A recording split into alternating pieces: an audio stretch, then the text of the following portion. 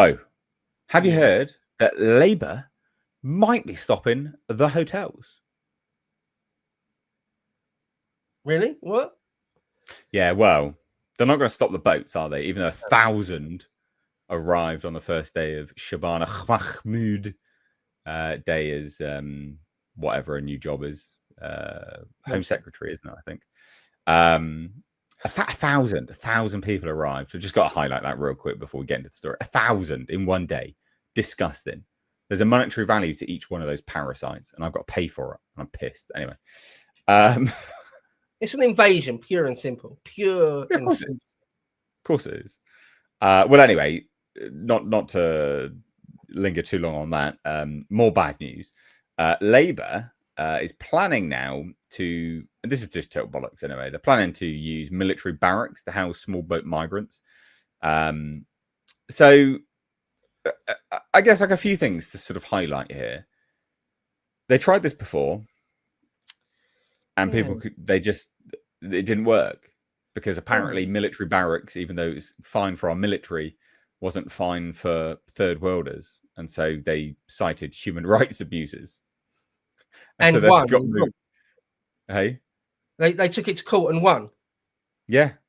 They also burnt them down. Do you remember that? They burned them down. That's what I was going to say. I specifically remember they put a bunch in the military barracks and they just smashed it up. Smashed it up, burnt it down. They didn't get deported either after that, which is mental. Like, people have literally just come in, we've housed them, they burnt it down, smashed it all up, gone mental, acting like barbarian monkeys, and you've not just sling your rook, mate, straight out of the country. I mean, that is just... I mean, it's evil. It's evil. They're allowed to stay because they facilitate, government control, basically. It's all it is. But anyway, this has all sort of popped up over the last few days. And as it says, following widespread protests over asylum seekers in hotels, Defence Secretary John Healey tells Sky News that Labour is looking really hard at the potential use of military sites to house migrants whilst their asylum applications are assessed. You don't get it.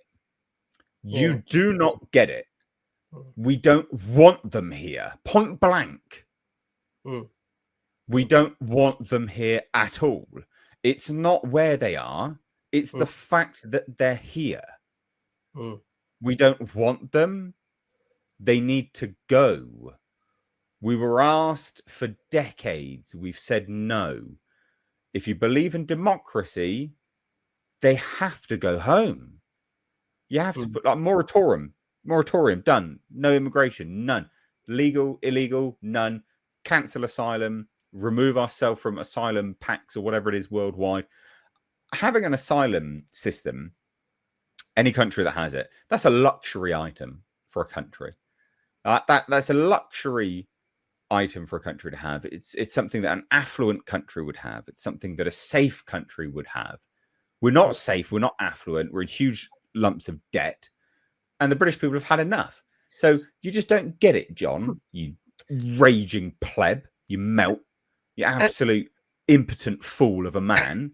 You don't get it. We don't want them.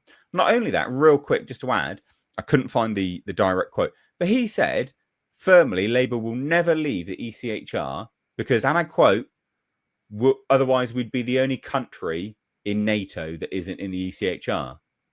Sorry, John, Defence Secretary, pretty certain America is in NATO. You moron. Yeah. And even if that were the case, so what? Have some goddamn balls as a government. The other thing, when you're listing all those things there that we're not affluent, it's a luxury item, and we're not all these things.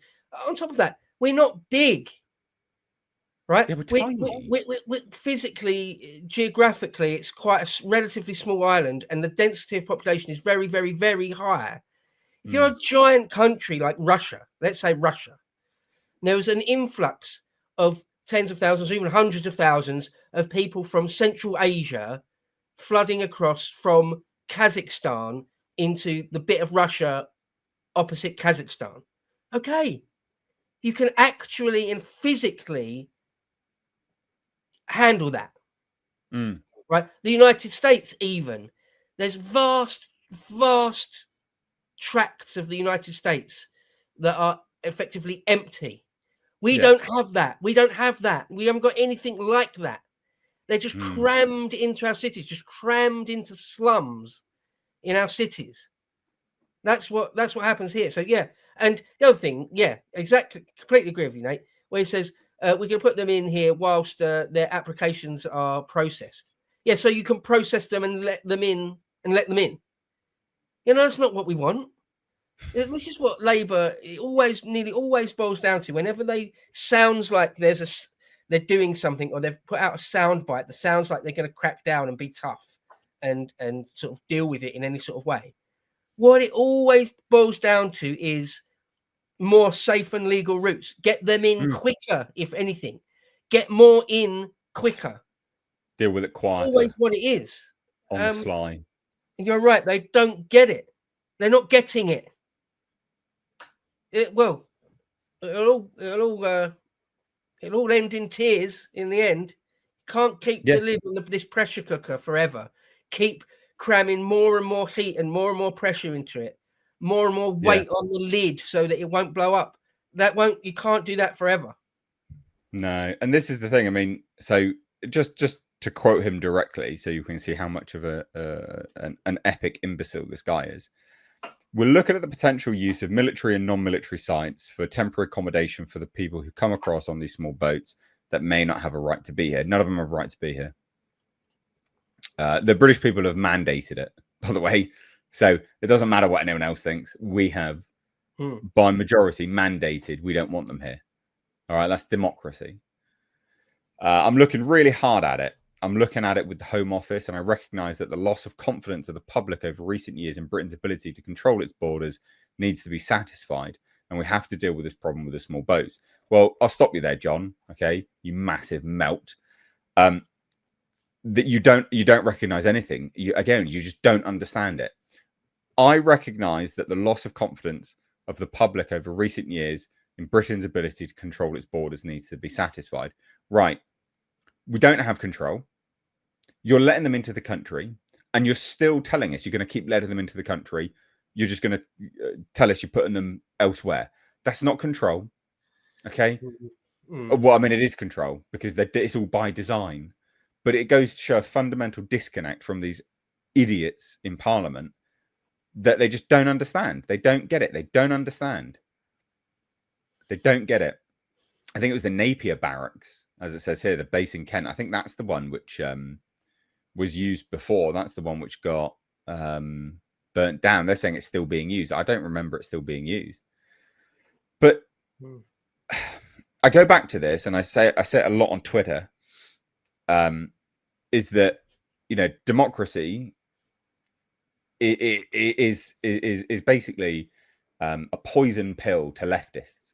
It's a poison pill to leftists because they don't understand that British people, English people, don't want these. They just don't want them here.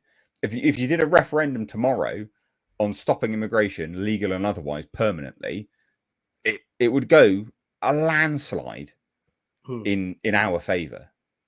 We don't want them here. They are, and this is why it's become a pressure cooker, is because they are trying so desperately to go against the democratic mandate that the British people keep trying to, you know, enforce in these governments, that they keep promising as well and just not delivering. It's going to end in tears. I'm telling you now, it is absolutely. We're on a collision course for something very, very dangerous and potentially very, very bloody. Yeah, you're right. The will of the people. The people have expressed their will for 60 odd years. Recorded a segment just a minute ago, didn't we know, all about Enoch Powell? 50 plus years, 50, 60 years. The vast majority of Brits have said, we don't want to be flooded by foreign people. And, well, we're getting to the end of that process where we're just going to ask over and over again, let the ruling elites know our feelings over and over and over again, only to be ignored, only to have it accelerated, only to be lied to, promised, and then those promises broken and lied to for decade after decade, and to the point where, the very fabric of our society is being rent asunder, where millions of average people don't feel safe walking down the street, or aren't safe walking down their own streets. It can't go on forever. It cannot.